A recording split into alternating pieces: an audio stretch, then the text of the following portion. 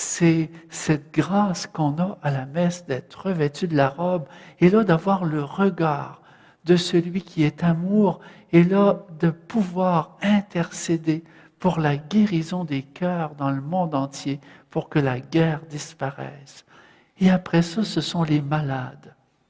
Il y en a beaucoup de malades, de toutes sortes.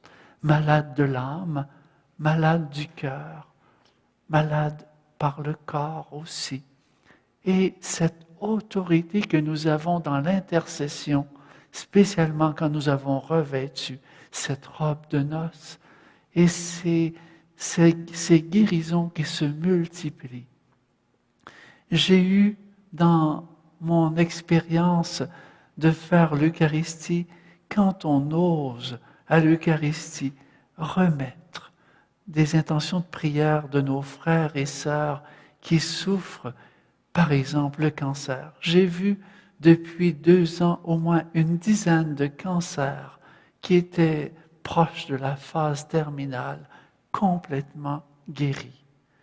Par cette intercession de nos petites assemblées qui rendent dans cette certitude que Jésus, qui verse son sang, le verse sur nos malades, et quand le sang de Jésus atteint quelqu'un qui est malade, il est guéri. Et il guérit l'âme et il guérit le corps. Cette expérience de la prière est tellement importante quand nous vivons ces noces de l'Eucharistie, ces noces avec l'agneau. Et après ça, c'est la prière pour notre assemblée. Faire unité dans une assemblée, dans une paroisse, dans une église. Nous avons tendance, quand nous ne montons pas à la noce, de revenir à nos petites affaires, puis là, notre regard devient malade. Quand nous revenons à nos petites affaires, nous perdons le regard. Quand nous avons l'habit de noces, nous avons le regard qui voit toutes les belles qualités de nos frères et sœurs. Quand nous perdons l'habit de noces, nous regardons comme des gens qui jugent et qui abaissent les autres et qui souvent se rejettent aussi ou qui se mettent en état de contrôle au-dessus des autres. L'expérience de la prière, ce regard qui voit tous les projets de Dieu dans mes frères et sœurs, projets de sainteté. Et là, j'ose lui dire, Seigneur, viens faire grandir ces belles qualités chez mes frères et sœurs, ces belles qualités qui vont faire l'unité. J'entre dans ce grand mystère d'amour où ma prière obtient cette transformation de l'Église. Et quand j'ai vécu ces grandes expériences de la prière, à ce moment-là, je suis prêt à rentrer dans l'émerveillement, l'action de grâce de ce que le Seigneur veut faire. Là, je suis prêt à rentrer dans l'offrande aussi de ma vie. Et le mystère de l'offrande, c'est le mystère où j'offre à Dieu. Parce que quand on vient à l'Eucharistie, quand on vient à la noce de l'agneau, nous ne nous appartenons plus. Toute notre vie, nous avons reçu la robe de la noce, nous appartenons à la fête du ciel, avec les anges, avec les saints, nous appartenons à ce monde du ciel. La porte est ouverte et là, nous pouvons vivre cette plénitude.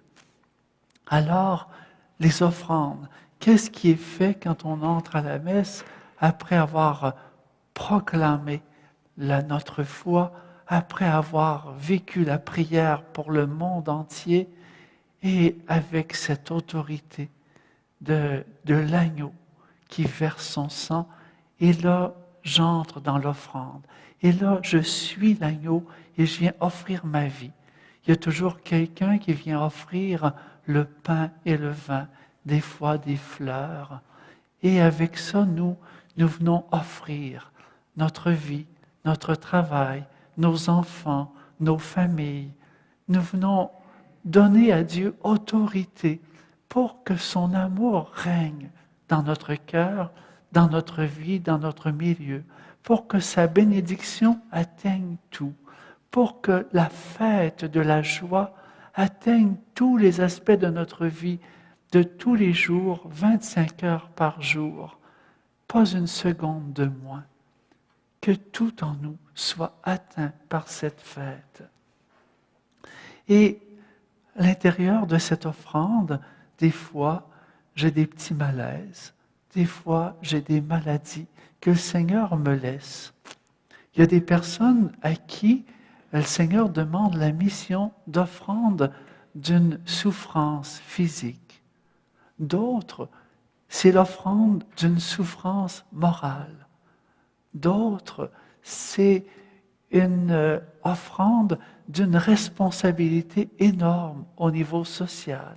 Ça peut être au niveau politique, ça peut être au niveau municipal, ça peut être aussi au niveau de l'Église, de porter une responsabilité très grande de centaines de personnes ou de milliers de personnes et d'avoir cette charge de l'honnêteté, cette charge de faire grandir un groupe de personnes. Et quand je dis oui, j'entre dans l'offrande. Et moi, quand j'entre à la messe dans mon offrande, je suis l'agneau qui, lui, s'offre comme l'agneau. Et dans mon offrande, quand ils amènent le corps et le sang, le pain et le vin, pour qu'ils deviennent le corps et le sang, moi, j'offre aussi toute ma vie pour qu'elle devienne le corps du Christ. Mon corps à moi devient le corps du Christ. Et le corps du Christ, il porte la charité, il porte la pureté, il porte la bonté du Christ. C'est extrêmement fort. Je suis revêtu de cette robe de vie. Je suis revêtu de cette robe de fête où toute ma vie, l'Esprit Saint m'inspire à la remettre au service de Dieu.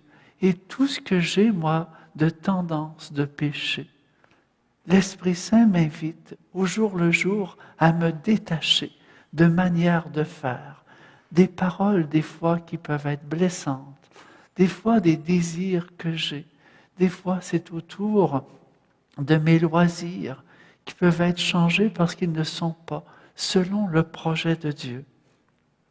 Quand je viens faire cette offrande, c'est un mystère extraordinaire qui s'accomplit. Et Sainte Gertrude, quand elle parlait de ce moment de l'offrande, elle voyait arriver le Christ Jésus dans l'Église. Et elle voyait arriver Marie. Elle voyait arriver les apôtres. Elle voyait arriver des centaines de saints qui prenaient place. Même si l'Église était petite, il y avait de la place pour des milliers d'anges qui se rajoutaient après. Ça fait que toute la plénitude de l'Église, c'est comme si elle était agrandie des milliers de fois à l'intérieur de la célébration où nous rentrons dans l'offrande de notre être pour vivre cette communion. C'est cette multiplication des pains qui s'accomplit, comme aux noces de Cana, où Jésus transforme notre eau, notre corps, notre vie très fragile, très limitée, en un vin nouveau. C'est le moment où Jésus vient graver son nom sur nous, ce nom nouveau, où notre être est complètement transformé par sa présence. C'est aussi le moment où il vient nous donner ce petit caillou blanc. C'est le moment où il vient aussi nous donner cette expérience de vivre en cœur à cœur avec lui, où tout notre être est en offrande. Et quand j'entre après ça, après avoir offert tout, c'est ce qu'on appelle l'émerveillement d'avoir été choisi. après cette offrande de mes biens, vient ce qu'on appelle on vient rendre gloire à Dieu à travers la préface pour tout ce qu'il fait pour nous sauver. On vient rendre gloire de toutes ces merveilles qu'il accomplit par la préface. Et nous entrons avec ce 3 fois saint. On dit à Dieu comment on est émerveillé d'entrer en communion avec ce Dieu 3 fois saint. Le Père qui est saint, le Fils et l'Esprit Saint, et nous qui entrons dans cette sainteté, nous nous émerveillons avec eux. Nous ne sommes plus dans notre monde est sanctifié et entraîné par cette porte du ciel au-delà. Et nous entrons avec tous les anges à chanter Saint, Saint, Saint, et tout notre être uni à cette sainteté par l'Esprit Saint. Il vient habiter en nous, il vient tout refaire en nous, faire vivre cette joie pleine. Saint, Saint, Saint. C'est plus une sainteté épeurante, c'est une sainteté de joie. Nous sommes à la noce, nous entrons dans la fête et les anges nous aident avec tous les saints pour le chanter. Et souvent, quand on est à la messe, on va dire ça de façon très modérée. On ne se laissera pas aller. Aujourd'hui, on va laisser cette sainteté nous pénétrer et nous remplir de joie. Amen. De par notre baptême, nous sommes tous appelés à proclamer à temps et à contre-temps que Jésus est Christ et Seigneur. C'est pourquoi Foi et Télévision chrétienne vous invite à faire parvenir votre don à l'adresse indiquée à l'écran. Nous vous remercions de votre grande générosité et de vos prières.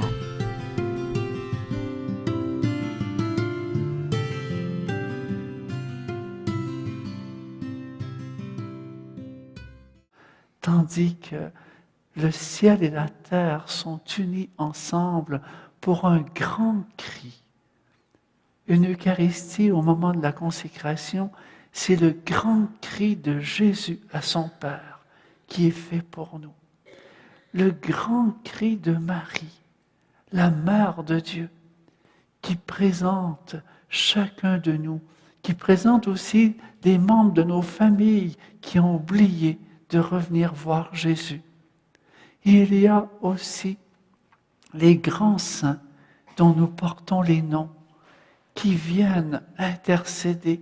C'est un cri qu'il y a à la messe, un cri d'une puissance qui atteint jusqu'au fond du ciel. Et il y a cette intercession pour toute l'Église et pour nos défunts. Cette vie entière, cette Église qui comprend tout. Nous ne pouvons pas vivre cette expérience sans vivre en même temps comme Moïse qui, sur la montagne, intercède devant Dieu. Le péché du peuple est trop grand, il est impardonnable. Et Moïse, devant Dieu, dit à Dieu, oublie-moi.